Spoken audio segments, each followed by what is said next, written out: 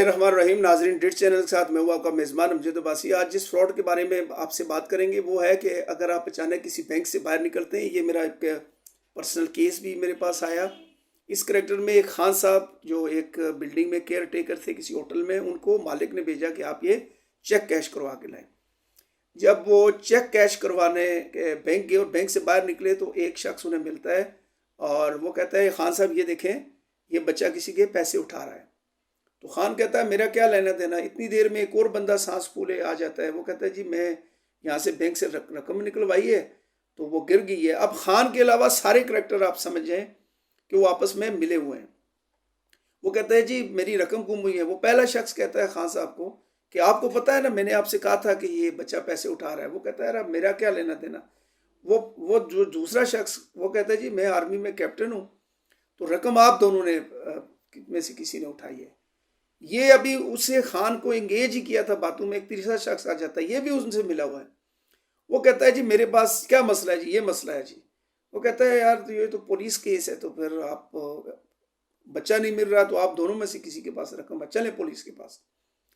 وہ پہلا شخص جو خان کو ملا تھا بینک کے باہر، وہ کہتا ہے خان صاحب یار ہم پھنس گئے ہیں، تو یہ کیا ہے۔ اتنی میں وہ جو کیپٹن کے بعد جو تیسرا شخص ہے وہ جو آیا تھا، وہ کہتا ہے کہ میرے پاس ایک ایسا اذن یا دم ہے کہ میں پڑھوں گا اور بچہ جہاں پہ ہے وہ بیٹھ جائے گا، ہلے گا نہیں، صرف ڈھونڈنا پڑے گا، چھوڑیں پولیس پر اگر پاس نہیں جاتے۔ تو انہیں تو پتہ ہوتا ہے کہ بچہ کہاں بیٹھا ہوگا، وہ رش میں جاتے ہیں۔ یہ مری مال کا واقعہ ہے سیزن میں، یہ سارے باہر کے لوگ تھے جو فراڈ کر رہے ہیں۔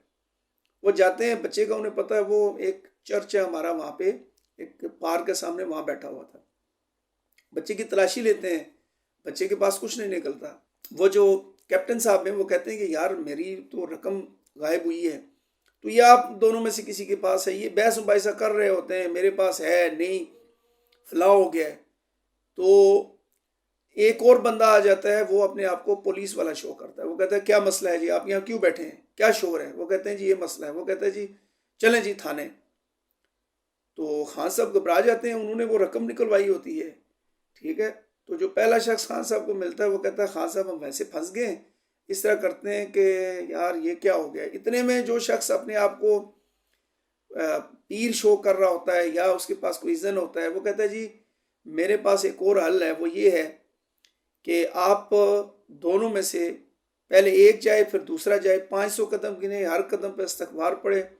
اگر چور ہوا، اس کے پاس رقم ہوئی، جھوٹ بول رہا ہوگا تو اس کی ٹانگ ٹوٹ جائے گی، وہ واپس نہیں آ سکے گا، ہم ڈھونڈ لیں گے، پتہ چل جائے گا چور کون ہے۔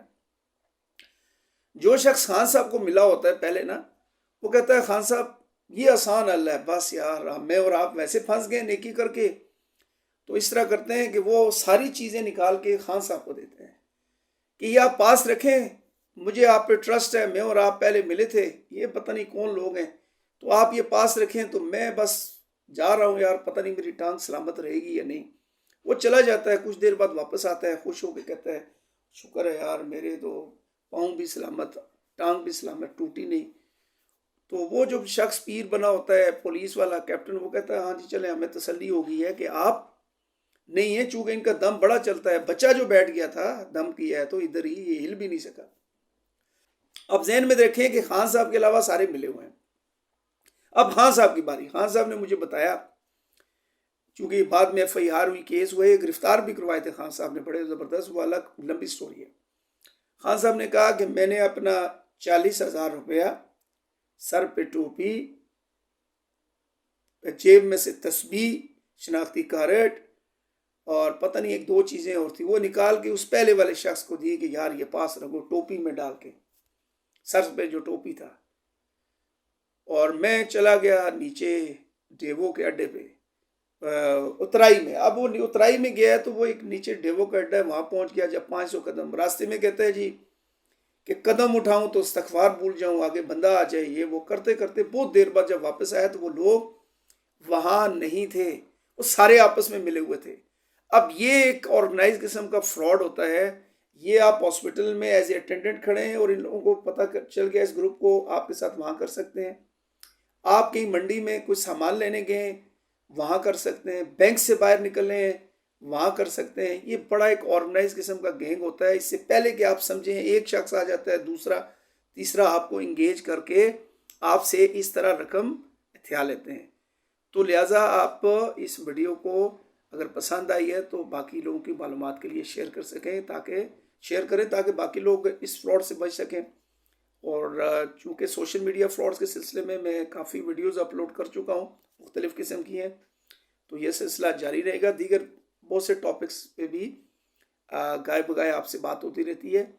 تو اگر آپ کو یہ پسند آئی ہو ویڈیو اور باقی لوگوں کے لیے کی معلومات کے لیے اس کو شیئر بھی کریں تاکہ لوگ اس فراڈ سے بچ سکیں، اس دعا کے ساتھ کہ اللہ تعالیٰ آپ کو ہر قسم کے جسمانی محتاجی اور مالی محتاجی سے بچائے۔ اجازت چاہتا ہوں، اللہ حافظ۔